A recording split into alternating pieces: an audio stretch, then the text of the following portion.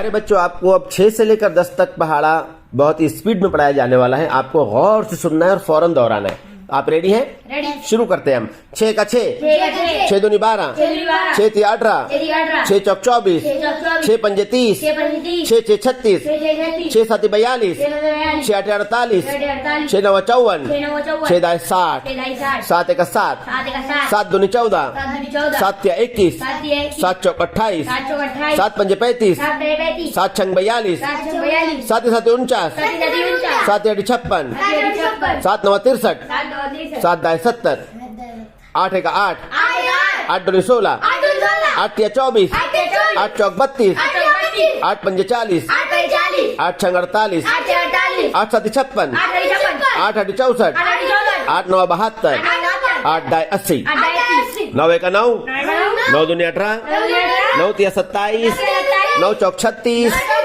9 पंजे 45, 9 छंग 54, 9 7 63, 9 8 72, 9 9 81, 9 10 90, 10 1 10, 10 दूनी 20, 10 तिया 30, 10 चौक 40, 10 पंजे 50, 10 छंग 60, 10 7 70, 10 8 80, 10 9 90, 10 10 100।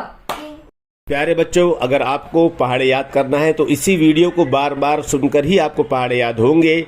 अगर आप इस तरह से पढ़ेंगे कि 6 1 6, 6 दूनी 12, 6 तिया 18, तो एक साल में आपको पहाड़ा याद होगा।